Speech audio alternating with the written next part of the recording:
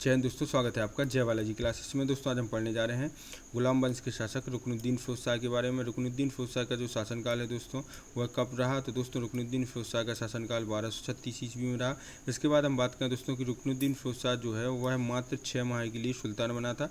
तो आज दोस्तों बात करते हैं रुकनुद्दीन फिरोज शाह की। लेकिन दोस्तों उससे पहले थोड़ी सी हम बात करते हैं इल्तुतमिश की। इल्तुतमिश की कितनी पत्नियाँ, कितने पुत्र और कितनी पुत्रियाँ थीं।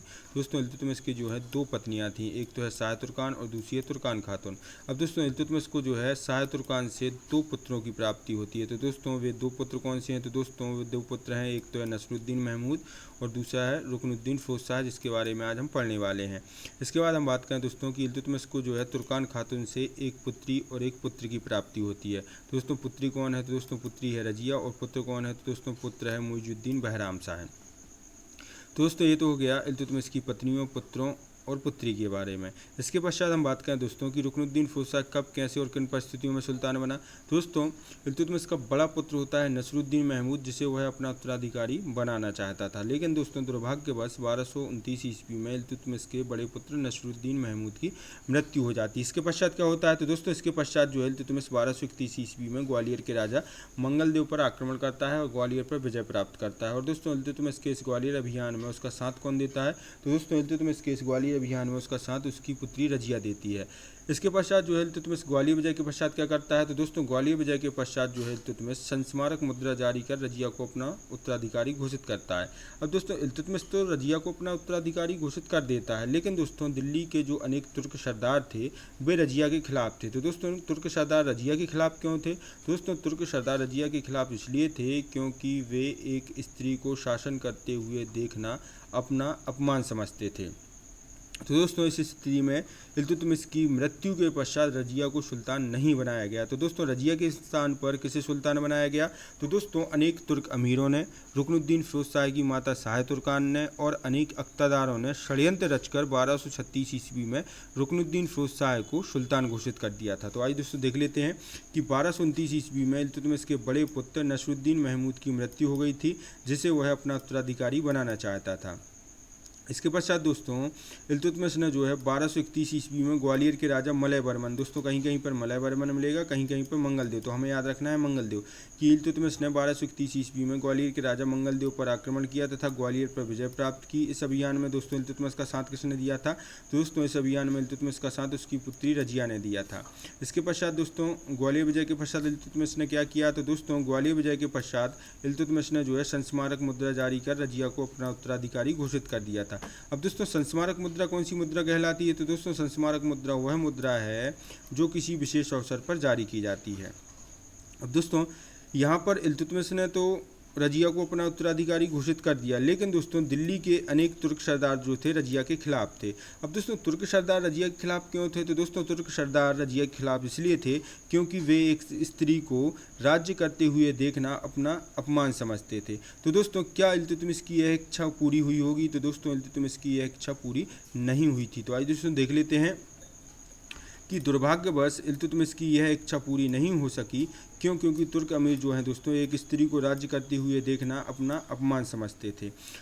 अब दोस्तों जब रजिया को सुल्तान नहीं बनाया गया तो सुल्तान किसे बनाया जाता है, तो दोस्तों अनेक तुर्क अमीरों, रुकनुद्दीन फिरोज शाह की माता शाह तुर्कान और अनेक अख्तादारों ने षड्यंत्र कर रुकनुद्दीन फिरोज शाह को 1236 ईस्वी में सुल्तान घोषित कर दिया। अब दोस्तों रुकनुद्दीन फिरोज शाह तो सुल्तान बन गया, लेकिन दोस्तों वह राज्य पर नियंत्रण नहीं रख सका। तो दोस्तों वह राज्य पर नियंत्रण क्यों नहीं रख सका, तो दोस्तों वह राज्य पर नियंत्रण इसलिए नहीं रख सका क्योंकि वास्तविक सत्ता जो है उसकी माता शाह तुर्कान के हाथों में चली गई थी। अब दोस्तों रुकनुद्दीन की माता शाह तुर्कान जो पहले विद्वानों को दान उपहार देने के लिए प्रसिद्ध थी, जैसे ही उसका पुत्र रुकनुद्दीन फिरोज शाह सुल्तान बनता है वह जनता पर अत्याचार करने लगती है। यहाँ तक कि दोस्तों उसने इल्तुतमिश के एक पुत्र कुतुबुद्दीन को अंधा करवाकर उसकी हत्या कर दी थी। तो आइए दोस्तों देख लेते हैं कि रुकनुद्दीन फिरोज शाह सुल्तान तो बन गया परंतु वह राज्य पर नियंत्रण नहीं रख सका। क्यों, क्योंकि वास्तविक सत्ता जो है दोस्तों उसके माँ शाह तुर्कान के हाथों में चली गई। अब दोस्तों रुकनुद्दीन की माँ शाह तुर्कान जो पहले विद्वानों को दान उपहार देने के लिए प्रसिद्ध थी, पुत्र के शासन संभालने के बाद उसने जो है अत्याचार करना प्रारंभ कर दिया। अब इसके बाद हम बात करें दोस्तों कि मिनहाज उस राज के अनुसार या फिर बोले मिन्हाज के अनुसार उसने इल्तुतमिश के एक पुत्र कुतुबुद्दीन को अंधा कर उसकी जो है हत्या करवा दी थी। अब इसके बाद हम बात करें दोस्तों, जब ऐसी स्थिति बनी तो पूरे राज्य में असंतोष और विद्रोह फैल गया। इस विद्रोह और अराजकता का फ़ायदा किसने उठाया? तो दोस्तों इस विद्रोह और अराजकता का फ़ायदा रजिया ने उठाया। और रजिया सुल्तान जो है दिल्ली में सुल्तान की अनुपस्थिति में नमाज के अवसर पर लाल वस्त्र पहनकर जनता के सम्मुख उपस्थित हुई और उसने जो है दोस्तों शाह तुर्कान के अत्याचारों एवं राज्य में फैली अव्यवस्था का वर्णन किया तथा दोस्तों उसने आश्वासन दिया कि वह शासक बनकर शांति व सुव्यवस्था स्थापित करेगी। तो आज दोस्तों देख लेते हैं कि फलतः पूरे राज्य में असंतोष और विद्रोह फैल गया। तो दोस्तों विद्रोह और अराजकता की स्थिति का रजिया ने लाभ उठाया और दोस्तों दिल्ली में सुल्तान की अनुपस्थिति में रजिया नमाज के अवसर पर लाल वस्त्र पहनकर जनता के सम्मुख उपस्थित हुई। अब दोस्तों उसने लाल वस्त्र ही क्यों पहने थे? तो दोस्तों उसने लाल वस्त्र इसलिए पहने थे क्योंकि लाल वस्त्र जो थे उस समय न्याय के प्रतीक थे। अब दोस्तों जब वह नमाज के अवसर पर जनता की सम्मुख उपस्थित हुई तो उसने जो है दोस्तों शाह तुर्कान के अत्याचारों एवं राज्य में फैली अव्यवस्था का वर्णन किया तथा दोस्तों उसने आश्वासन दिया कि शासक बनकर वह शांति व सुव्यवस्था स्थापित करेगी। जब दोस्तों रजिया ने ऐसा कहा तो दोस्तों अनेक तुर्क अमीर जो है रजिया से प्रभावित हुए और दोस्तों जनता भी रजिया से प्रभावित हुई। तो दोस्तों क्रुद्ध जनता ने इस स्थिति में क्या किया?